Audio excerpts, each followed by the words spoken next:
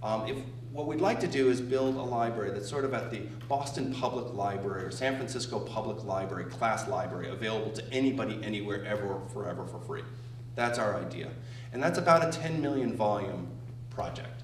So 10 million volumes, and then we pretty much have got a great public library available to everybody. About 2 million of them are going to be public domain, about 7 million out of print, about 1 million in print. Rough numbers.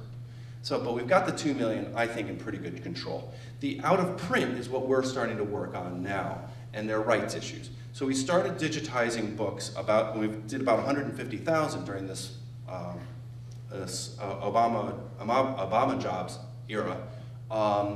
And we did it for the print disabled, because it's very clear cut, we can do this. So we went all the way up through Harry Potter, and we basically digitized these, put them into digital form, and made them available for people with those special devices. If they have a Library of Congress key, then they can go. If they can get a book from the Library of Congress, they can get all of the books from us. We'd like to make it more available than that, but it was sort of a conservative step to sort of follow in their footsteps, to make it so that at least the blind and dyslexic could have available to it. But now that we have these books, we wanted to make them even more available, and we did a program called In-Library Lending. And this is what it is I'd like to have a discussion about today, and I'll describe and give sort of a screenshot set of demo. I'm actually online because the internet here works really well. I can show it off, but I thought I'd just go blazing through it, and then we can describe it. So the idea is to deliver ebooks to your patrons, and that libraries are building a pool of books together. The Internet Archive is putting in a large part of its collection, and of whatever each library is comfortable with putting in. So the Internet Archive put all the way books currently up through 1997. And University of Florida put in brittle books. The Boston Public Library put in genealogy books. Allen County in Indiana Public Library put in genealogy books. University of Toronto put in Ontario history books. But all of these books are probably rights burdened. All of these books are sort of 1923 forward books that probably have rights issues. And so we've digitized these and making them available one patron at a time. So we now have over 100,000 books that are available to those that are participating in this program. The idea is to make it available to any of the visitors that come to our libraries. So if if a patron comes to your library with any kind of device or uses one of their, your on-screen, whatever it is, you can find the book, check it out, and they have 2 weeks they're the only patron out of the whole system that has access to that book. That book is theirs to read. They can either download it with the Adobe Digital Editions, which nobody can figure out, or this on-screen book turner that people seem to be able to get along with very smoothly and easily. So even if they are at home, they get 2 weeks that they can read this book before it is automatically returned. So, and then they have to either recheck it out or get in line to get it the next time. It's 2 weeks loans, one patron per copy. And there's no cost to either those participating libraries, so we don't charge anything, and it's no cost to the patrons. So this in-library model is a library built by libraries for libraries. It's built out of our collections. We're also buying ebooks. So what does buying ebooks mean? Well, buying ebooks in the same sense that we used to buy books.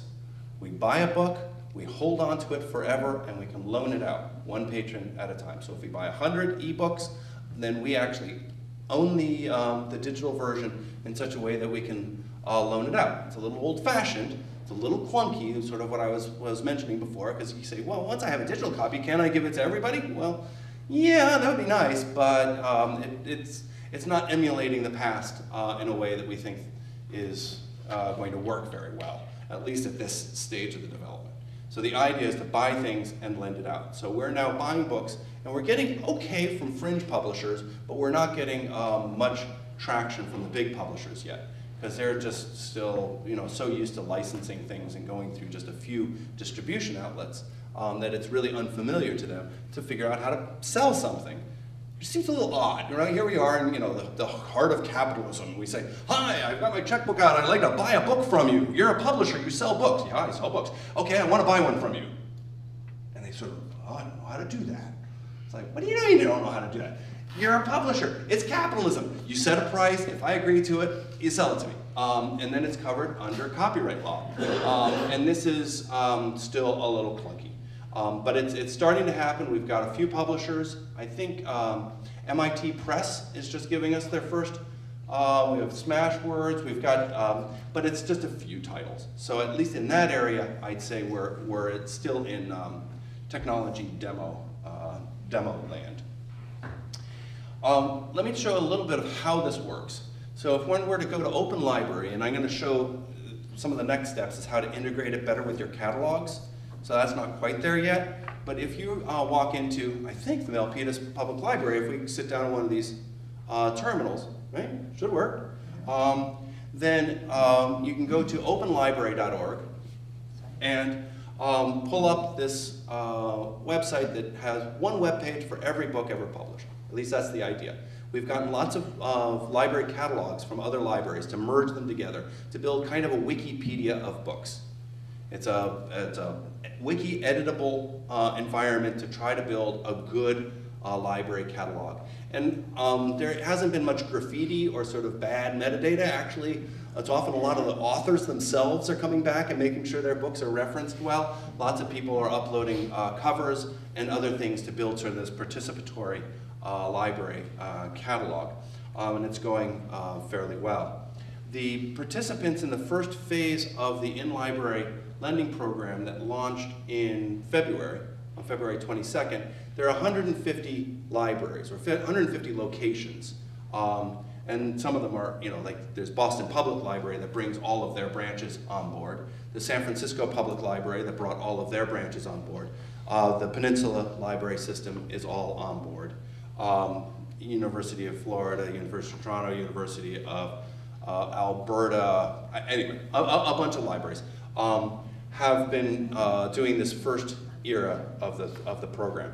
Then you can go to a particular page that has the books you can borrow, or you can just stumble on them in the Open Library website.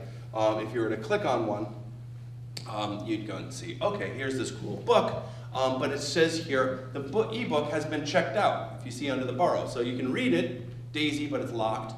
There's an ebook version, or you can go buy it from a Libris. So I say, oh, dough, this book is already checked out. What else should I go look at? And here's another book that isn't checked out, which is Our Mayflower Ancestors and Their Descendants. Surprising that it's not checked out, don't you think? It's a real page turner here. But it says, okay, here, up here, ebook is able to be checked out. It says you can check it out from the Boston Public Library. So this is a book that Boston Public Library brought to its scanning center, scanned, and it's being lent out from them in the sense that they have the physical copy that this is a digital surrogate of, and that they're making available through this kind of electronic interlibrary loan, or I don't know how you think of it. So you say, okay, I want to go and download this puppy. You have 3 different versions. You can either do it in browser, or you can do it just like Overdrive. We're using the same technologies that the publishers are using to protect their in-print books. So when we launched this program originally a year ago at the Boston Public Library, we just did it with the Adobe Digital Editions. This is the Overdrive thing, but we found that most people can't figure it out. So of the people that went and found a book that they wanted, they got an account, they logged in, they clicked to download, less than half got the book to pop up.